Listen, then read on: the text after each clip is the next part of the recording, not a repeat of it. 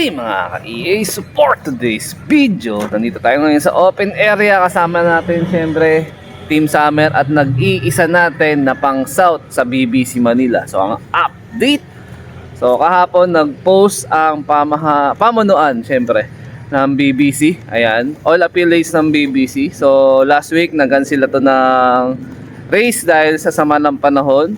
So may mga ilang club na tumuloy, nagkapahirapan, halos solo-solo ang pauwian. Solo superset winner ang naging nangyari. Tapos meron din naman kagaya ng BBC na nag-postpone din ng kanilang lap, which is ibang club. Di lang ako masyadong familiar pero parang FPR din ata is nag-cancel nun.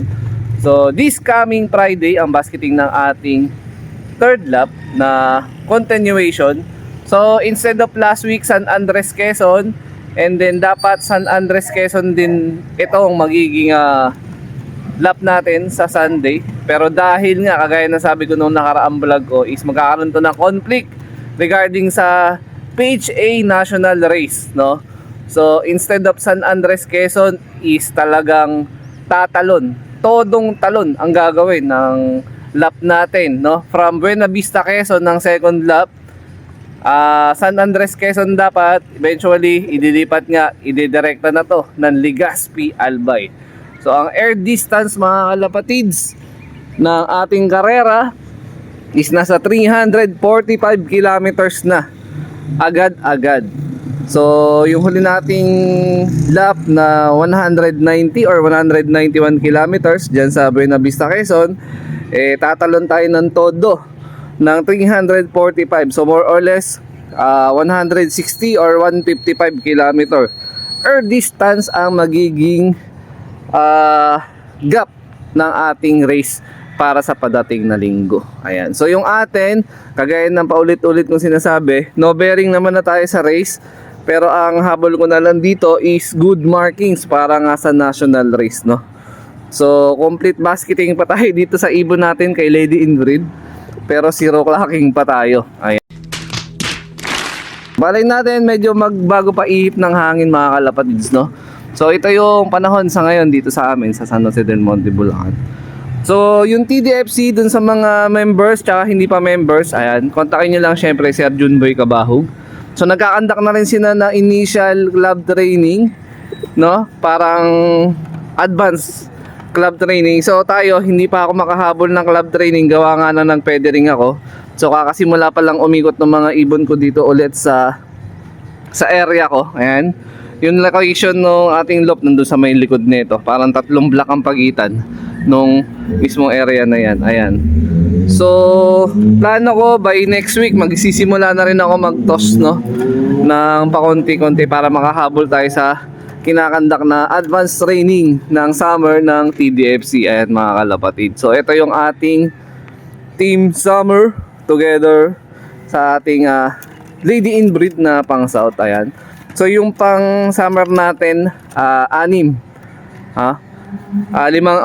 Limang young bird na singsing, tapos isang old bird yung nakuha natin sa tawag nito, yung ka-exchange bird natin, no, kay Aquino Brothers. Ililipad na lang din natin ng ano yun, ng summer. So ito yung mga ibon natin, magpapawala na tayo mga kalapatids, no.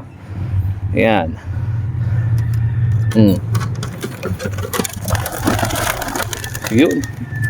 Yun walang si Serga, ha.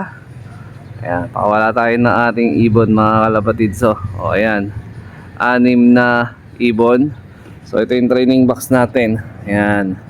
Maliit lang talaga lagi yung ginagamit natin training box kasi yan lang din yung kakasya sa sa aking service, sa aking motor. Ayan. So umiikot naman na yung mga ibon natin. Mamaya baka magtas ulit ako trabaho. So nakaantabay kami sa possible mid-toss ng ng BBC. Sana magkandak, kasi kung hindi medyo mahihirapan malamang tong ibon. Ayan, wala tayong capacity na makapag mid to sa yung sagad na malayo ng hala-hala kagaya ng sabi ko noong nakaraan, or Quezon, gawa nga ng araw-araw yung pasok eh. So umaasa lang tayo sa club training palagi or sa conducting ng mid-toss kung sino man yung meron. Maghahagilap tayo kung saan magkakaroon ng mid-toss mga kalapatids para at least mapagpag-ibon. So ito mga kalapatids, para sa mga nagtatanong, gamit natin yung Airline na application. Nada-download lang yan sa Google Play Store. Ayan. So i-zoom in ko lang yung pinaka area location ko dito sa San Jose del Monte, Bulacan. So zoom in lang ang gagawin. So hanapin nyo lang yung pinaka location nyo. Ayan. Pinakasagad na zoom is ito na yung ginagawa ko. Ito yung subdivision namin, Nobista, dito sa San Jose. So yung actual update na itsura ng bahay ko, ayan. Yung kulay pula na bubong, yan yung katabi ko na mataas na bahay. Ito yung sa akin. So zoom out naman. Naipin na natin yung unang ating location. So para makuha yung air distance, ito yung air distance ng second lap no nakaraan sa Buena Vista, Quezon. Ayan, ipipin ko lang siya dito. Yan. So more or less nasa 190 or 191. So yan, approximate yan yung pinaka air distance nung pinagbitawan nung second lap. So ang siste, i-zoom out ulit natin ng mga kalapatids para makita kung gaano ito kalayo. Ayan. So talagang hindi rin biro ang air distance no na mga nililipad ng ating mga warriors. Yan, grabe. So pupuntahan na natin dito yung air distance naman ng Legazpi City or Legazpi Albay. So approximate lang din ito, ipipin ko na lang dito. Ayan. So pag nagkamali ka, pwede ka mag-undo, tapos repin mo na lang. So ito na yung air distance, 344 or 345 kilometers. Yan. Yan na yung layo nung ating halos kalahati ang tinalon. So good luck sa lahat ng mga kalapatids natin. Sana makauwi ibon natin. Masasabi ko mahirap talaga tong race na to. 75 years later. Ayan, update lang din tayo sa available YB natin sa ngayon. Ayan. So ito, excess bird na natin. Naka-commercial ring lang to parehas. Nagbigay lang ako ng power pills, gawa ng Victory tsaka Red Cell. Ayan, healthy yung mga YB natin. Ayan yung magulang. Ayan mga kalapatids. So, plain water lang sila. Ayan. Ito, couple sibling na ito yung isa nating pang summer. Yung grizzle na nag-iisa natin sa lop. Ayan, naka-summer YB natin yun ng BBC. Ito, excess bird lang, commercial ring lang nakalagay. Ayan, sa mga may interest, ayan, PM lang kayo. Rekta mensahe lang sa Facebook page mga kalapatids. So, nagbabaan na yung mga ibon natin. Ito na yung pang south natin. So confirm na mga kalapatids, meron tayong special mid-toss na ikakandak nila Sir Junboy at nila Sir Enrico Tobias, mga kalugar namin dito sa San Jose del Monte, Bulacan. So good thing, meron tayo 100 km mid-toss training mamaya bago mag-basketing sa Friday. At mapapalaban tayo ng todo para sa Legazpi Albay, third lap ng ating South Race BBC.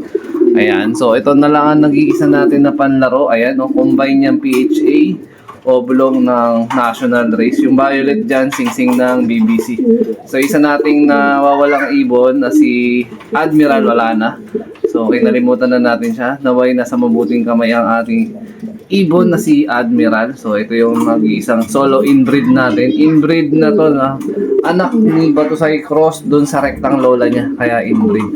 Meron tong full sibling sa atin na ginawa ko ng breeder pero hindi ko pa nasusubukan yung anak, hindi ko pa naibibreed pala. Ayan. So, yan. Sana maging maganda yung outcome ng ating mid-toss para hopefully sa padating na Legazpi lap, maging maganda rin sana ang kahinatnan ng ating karera.